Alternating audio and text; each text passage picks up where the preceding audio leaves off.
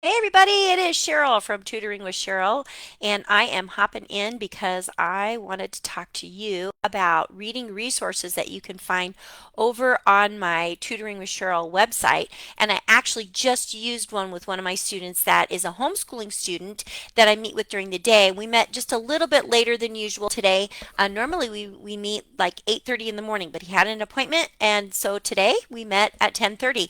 And one of the things that we're really talking about this particular student was like staying active with your friend group. And that is one thing that I think could be a challenge if you're homeschooling and you live a considerable distance between your friends. And that's really one thing that he mentioned, that, there's 30-minute drive there and a 30-minute drive back. And so it's really hard to get together with friends. And I said, so then we have to be really intentional about what you're doing. So I put together a resource, and if it's not posted yet, it will be posted.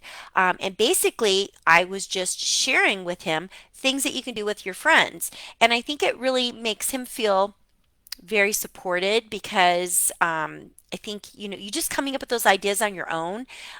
You're in junior high, high school, and you're just kind of struggling. Like, what can we do that's fun?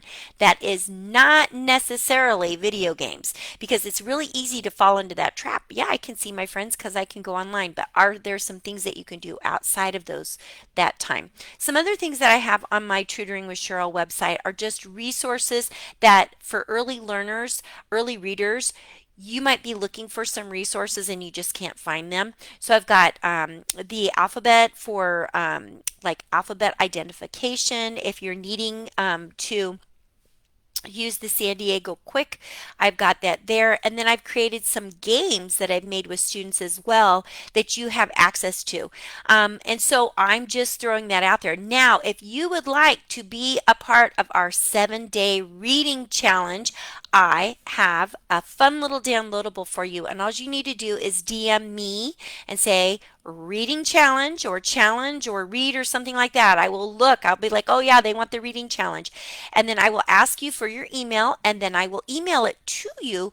And it is just a fun 7-day reading challenge that you and your kids can do together to make reading fun and exciting. Now, if you've got a struggling reader, make sure that you provide plenty of support for them at home. Make sure that you're getting books that they can read or they've read with you and they're familiar and they feel confident.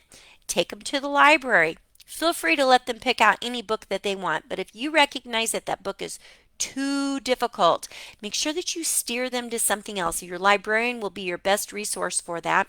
Or reach out to me because I can provide you with some really good insights into some good books that might work specifically for your child. And if your child's just an early reader, really find books that are suited for early readers.